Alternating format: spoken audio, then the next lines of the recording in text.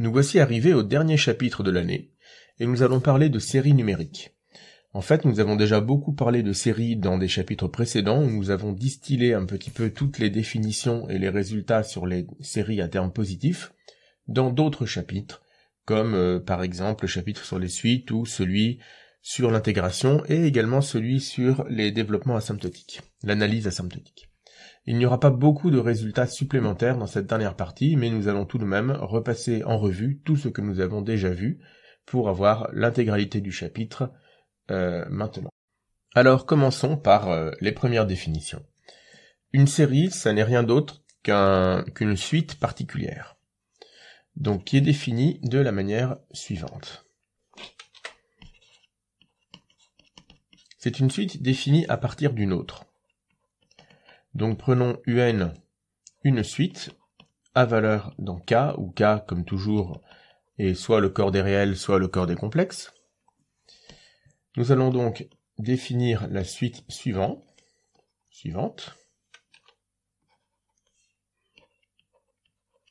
que nous allons appeler Sn pour l'instant, telle que pour tout n dans n, Sn est la somme pour k allant de 0 à n duk. Donc, cette suite Sn est appelée série de terme général Un.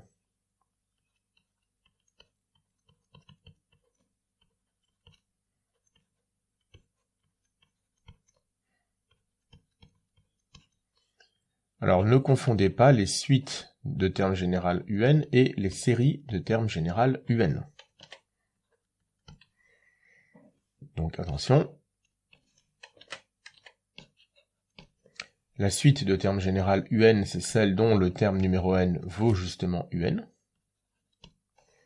Suite de terme général UN, c'est la suite UN, tout simplement. Et la série de terme général UN, c'est par contre la suite SN. C'est-à-dire somme pour k allant de 0 à n, duk, donc en petit n par cours n. Donc ce n'est pas la même chose. Donc quand nous parlons d'une série, nous indiquons que nous faisons la somme des premiers termes d'une autre suite. Donc si n est un entier, le terme Sn est appelé somme partielle d'ordre n de la série.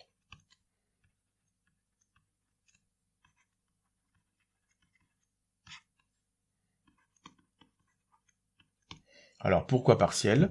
Parce que dans le cas où quand n tend vers plus l'infini, Sn a une limite, nous allons pouvoir parler d'une somme qui irait jusqu'à l'infini. Nous allons y arriver dans quelques minutes. Concernant donc l'autre vocabulaire, la suite Sn, très souvent en fait nous n'utilisons pas le nom Sn, nous appelons et notons cette série autrement. La suite Sn est souvent notée, sans parenthèse d'ailleurs,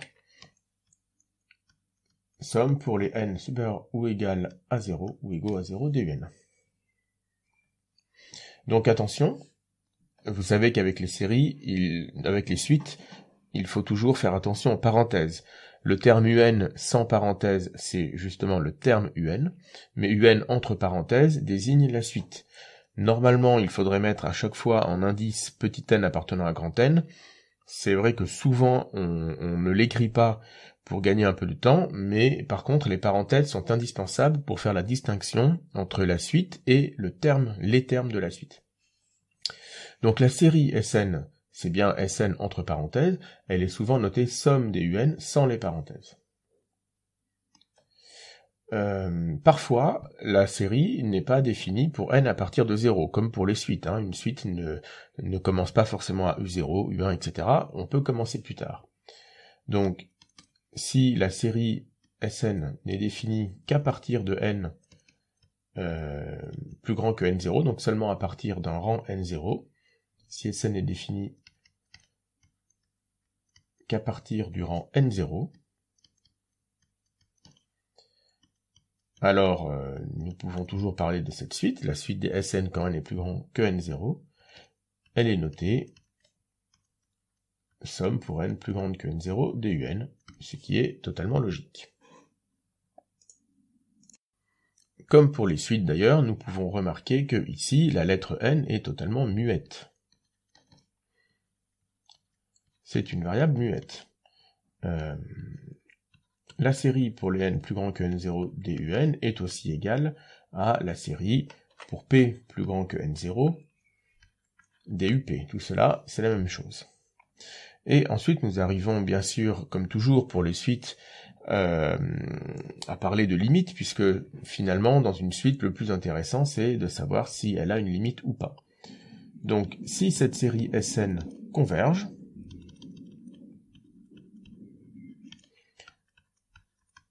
sa limite est notée somme pour n allant de 0 à l'infini, à plus l'infini dun, ou éventuellement somme pour n allant de n0 à plus l'infini dun si la série n'est définie qu'à partir du terme n0, qu'à partir du rang n0. Et donc cette limite est notée comme ceci, et elle est appelée somme de la série. Donc la série, c'est la suite, la somme partielle, c'est un terme de la suite, et la somme, c'est la limite, au cas, évidemment, où cette limite existe, et qu'elle est finie en plus. Ici, nous parlons bien de la convergence de Sn, et pas seulement de l'existence d'une limite. Alors, avec le même vocabulaire que pour les suites, la nature d'une série, c'est dire si elle est convergente ou divergente. La nature d'une série et sa convergence ou sa divergence.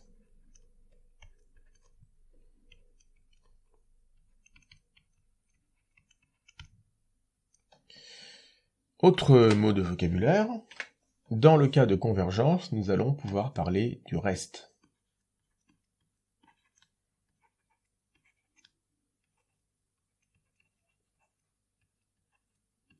Nous allons pouvoir faire la chose suivante. Si nous prenons le terme Sn, que nous avons appelé la somme partielle. Alors en prenant ici un entier n, et un entier n0 plus petit que n. Sn peut se décomposer comme la somme partielle d'ordre n0, plus tous les termes qui vont aller de n0 plus 1 jusqu'à n. Si maintenant, donc, nous sommes dans le cas de convergence, nous savons que quand n tend vers plus l'infini, Sn va tendre vers la somme de la série, c'est-à-dire la somme pour n allant de 0 à plus l'infini dun. Mais ici, quand nous regardons la somme pour k allant de n0 plus 1 jusqu'à n duk, avec la première équation, c'est donc Sn moins Sn0, et donc quand n tend vers plus infini, cette somme a bien une limite. C'est la limite, c'est la somme de la série, moins Sn0. Et bien cette limite, ce terme, est noté Rn0. C'est ce que nous appelons le reste d'ordre n0. Donc par définition, Rn0 est la limite, quand n tend vers plus l'infini, de la somme pour k allant de n0 plus 1 à n duk, et pour reprendre le même type de notation que pour la série des Sn, cette limite, nous la noterons rarement comme une limite, nous la noterons comme ceci. Somme pour n allant de n0 plus 1 à plus l'infini dun. C'est le reste d'ordre n0.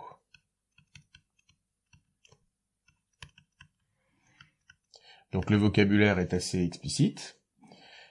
Sn0, c'est la somme partielle d'ordre n0. Si nous lui rajoutons les termes qui restent, donc le reste d'ordre n0, nous obtenons la somme totale, que nous appelons tout simplement somme, la somme de la série.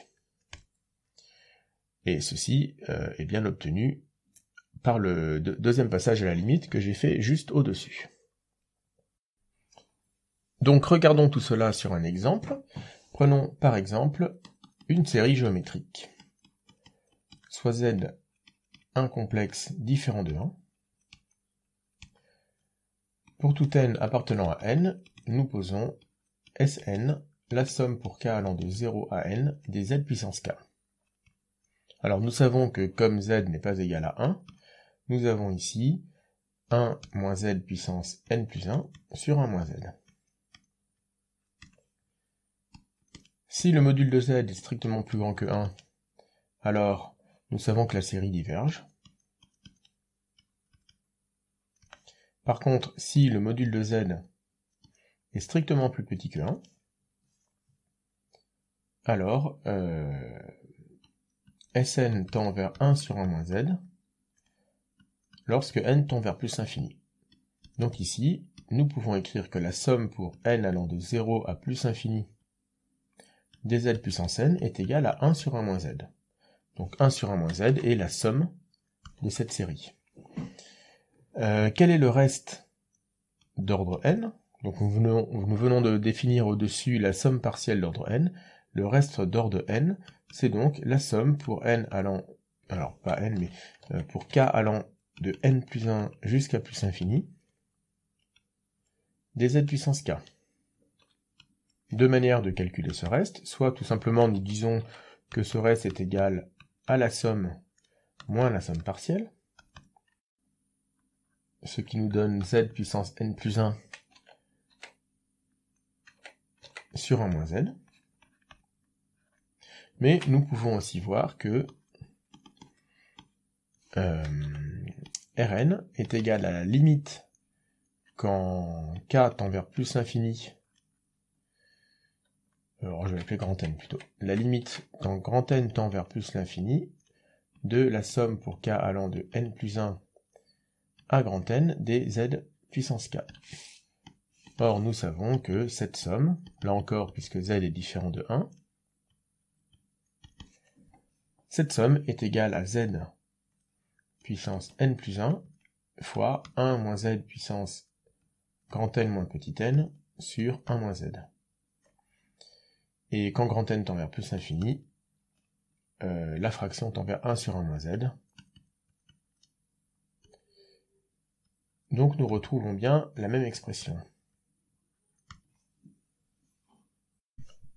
Nous allons donner une proposition qui concerne un type particulier de série que nous appellerons les séries télescopiques, évidemment puisqu'elles vont mettre en jeu une somme télescopique.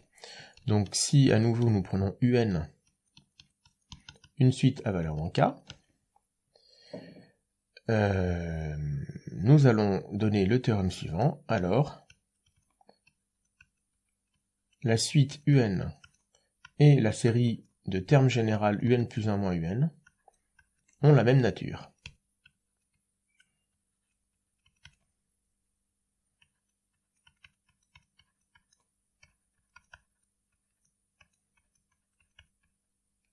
Et cette série en question, de termes générales un plus 1 moins un, est dite télescopique.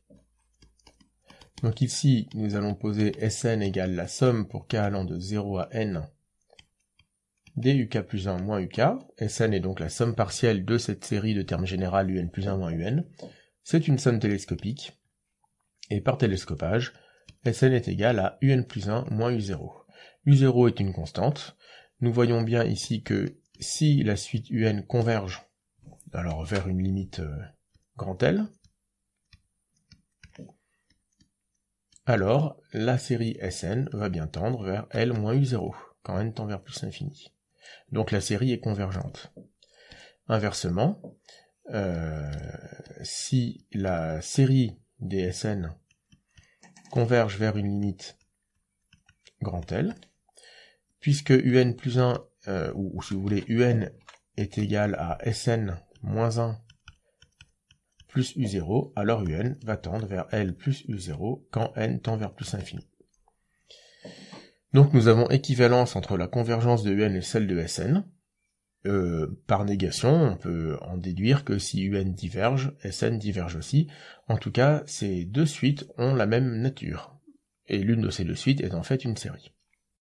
Donc donnons l'exemple le plus classique de série télescopique, sous forme d'exercice. Quelle est la nature de la série suivante? Donc la somme pour k supérieur ou égal à 1, des 1 sur k fois k plus 1. Alors, nous avons derrière nous maintenant depuis quelque temps le chapitre sur les fractions rationnelles, et cette fraction rationnelle ici, 1 sur k fois k plus 1, nous l'avons déjà rencontrée à de nombreuses reprises, vous devez connaître par cœur son expression, et en tout cas sa décomposition en éléments simples.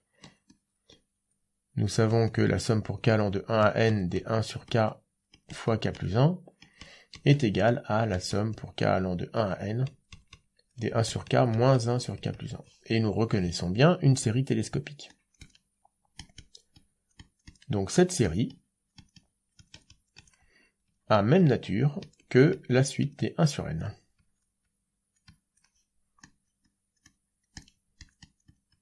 Évidemment avec n strictement positif. Donc elles convergent toutes les deux d'ailleurs, aussi bien la série que la suite. Grâce à la notion de série télescopique et en réutilisant des sommes télescopiques, nous pouvons également répondre à la question suivante. Nous savons que lorsque nous avons une suite UN, nous pouvons définir une série qui va être une suite appelée SN, inversement. Si SN est une suite, existe-t-il une autre suite UN telle que Sn soit la série de termes général UN?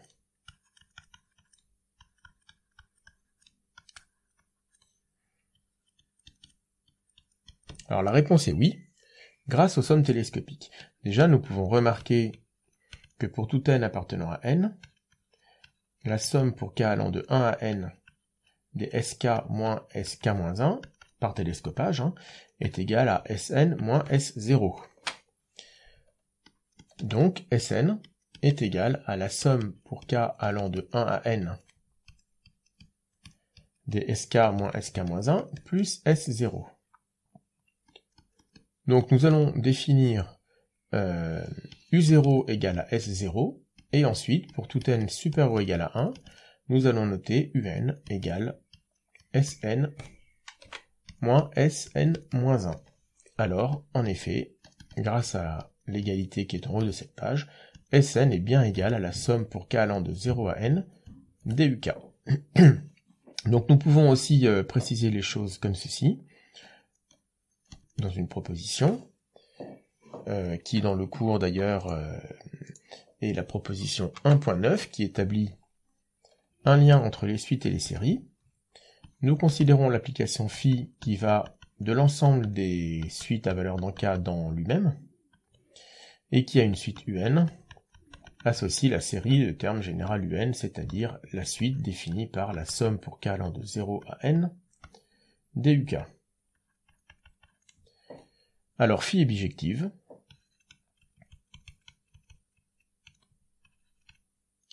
et nous pouvons donner phi-1, nous venons de la construire juste avant. Phi-1 est l'application de k puissance n dans lui-même, qui a une suite Sn, associe la suite définie par, alors je vais le rédiger comme ceci, associe la suite un telle que U0 est égal à S0, et pour tout n supérieur ou égal à 1, UN est égal à Sn moins Sn moins 1. Nous avons donc ici une bijection, et nous pouvons même dire d'ailleurs que c'est une application linéaire lorsque Kn muni de la loi plus et de la loi point est considéré comme un espace vectoriel. Donc phi est même un automorphisme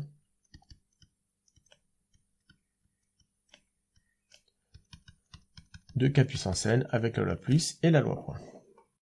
Nous pouvons même aller un tout petit peu plus loin, puisque dans les expressions précédentes, en particulier celle qui se trouve en haut de la page de gauche ici, Sn n'est pas exactement une somme télescopique, mais presque. Donc en fait, pour avoir exactement une somme télescopique, nous allons poser S indice moins 1 égale à 0.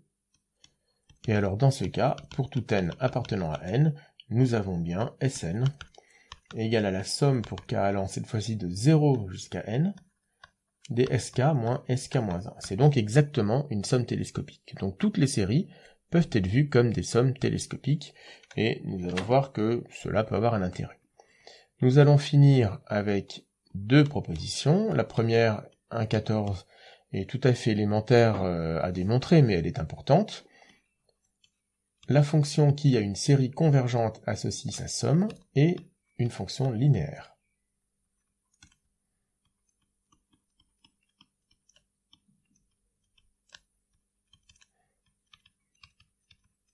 Bon, c'est très simple à démontrer. Donc, si nous prenons deux séries convergentes, l'une de terme général un et l'autre de terme général vn, et si lambda est un scalaire, alors la somme pour k allant de 0 à plus l'infini dun plus lambda vn, alors j'aurais dû mettre k, duk plus lambda vk, est égale à la somme pour k allant de plus l'infini duk plus lambda fois la somme pour k allant de 0 à plus l'infini dvk.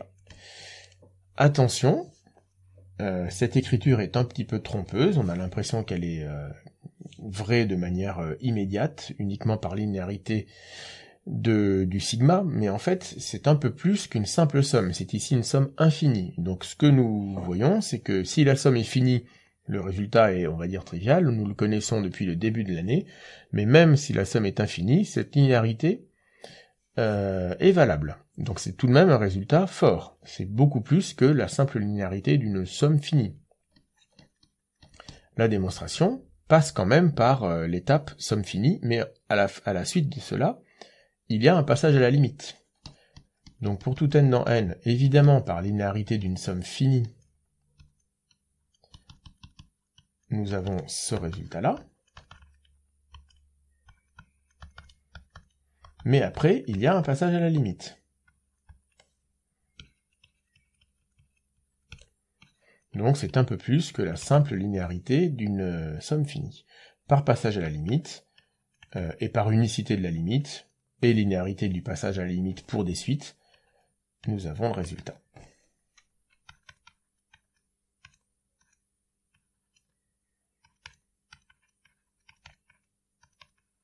Donc pas besoin de détailler ce passage à la limite dans vos copies, puisque ce résultat maintenant fait partie du programme, hein, vous pouvez l'utiliser directement, mais soyez tout de même conscient que ça n'est pas, c'est tout de même un peu plus compliqué qu'une simple linéarité de somme. D'ailleurs, vous verrez, nous allons voir dans ce chapitre, mais vous en verrez beaucoup plus l'année prochaine, une question naturelle, c'est, nous avons beaucoup de propriétés, nous connaissons beaucoup de propriétés sur les sommes finies, lesquelles de ces propriétés vont également être valables pour des sommes infinies, point d'interrogation. Ça, c'est une question importante. Certaines propriétés vont très bien se généraliser à des sommes infinies, et d'autres pas du tout. Donc, nous venons de voir ici que, pour peu que des limites existent à la fois pour les séries définies par un et vn, nous pouvons passer à la limite, et la linéarité de la somme est valable encore pour des sommes infinies. Mais vous voyez qu'il y a tout de même une hypothèse. Pour des séries divergentes, il n'y a pas de passage à la limite possible, et les sommes infinies n'existent même pas. Et puis dernière propriété, la propriété 1.15, qui elle aussi est très importante, c'est ce que nous appelons la divergence grossière. Donc, les séries sont des suites, donc pour les séries on se pose la même question fondamentale que pour des suites, étant donné une série, est-ce qu'elle converge ou est-ce qu'elle diverge? Et puis si jamais elle converge, se posera ensuite la question du calcul de la somme, mais la première question c'est d'abord est-ce que la série converge ou diverge? Il y a un critère très simple, donc que nous appelons divergence grossière. Si un ne tend pas vers 0, quand n tend vers plus l'infini, ce que je vais noter comme ça, une notation qui n'est pas très correcte, mais bon. Si un ne tend pas vers 0, alors la série de termes général un diverge, et on va dire qu'elle diverge grossièrement.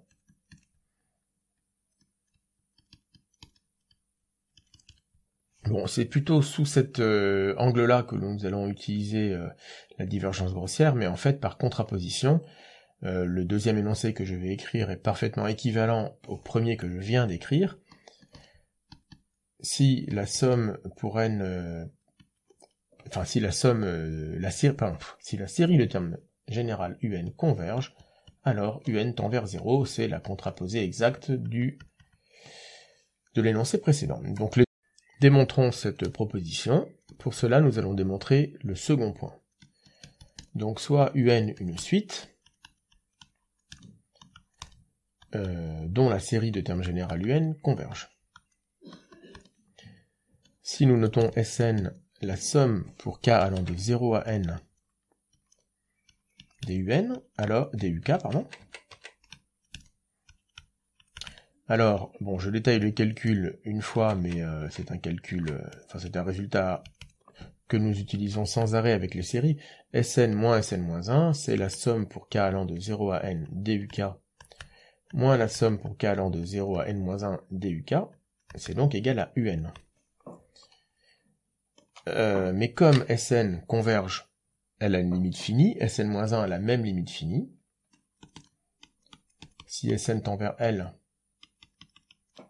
qui est un scalaire k, alors UN, qui est égal à Sn moins Sn-1, par différence de deux termes tendant vers L, tend bien vers 0 quand n tend vers plus infini, et nous avons démontré ce résultat.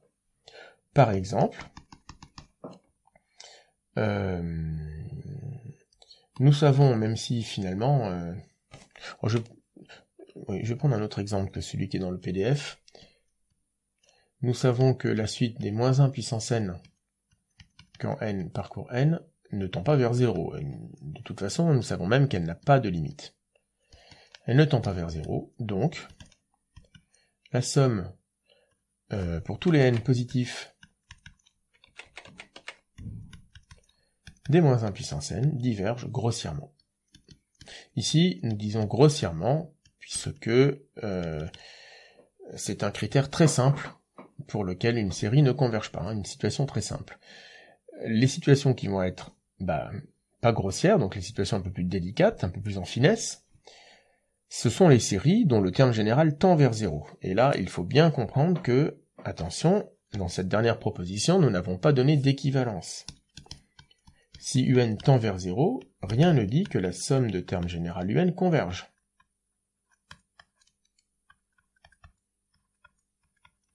Les séries intéressantes vont être celles pour lesquelles UN tend vers 0. Et là, nous ne savons pas si elles vont converger ou pas, et ce sera un peu plus délicat de le déterminer que lorsque UN ne tend pas vers 0. Quand UN ne tend pas vers 0, grossièrement, ça diverge. Alors nous connaissons bien un exemple de suite qui tend vers 0 et la série de termes général cette suite diverge, c'est ce que nous appelons la série harmonique. Si nous définissons UN égale 1 sur n pour n strictement positif, nous avons déjà vu de multiples manières, aussi bien dans le cours sur les suites que dans le cours sur l'intégration, que la somme pour n strictement positif des 1 sur n était divergente, alors que son terme général tend vers 0. Donc c'est un point vraiment important, il ne faut surtout pas dire que, comme UN tend vers 0, la série converge, c'est une erreur très grave qui vous coûtera cher. Donc voici pour cette première partie de définition sur les séries.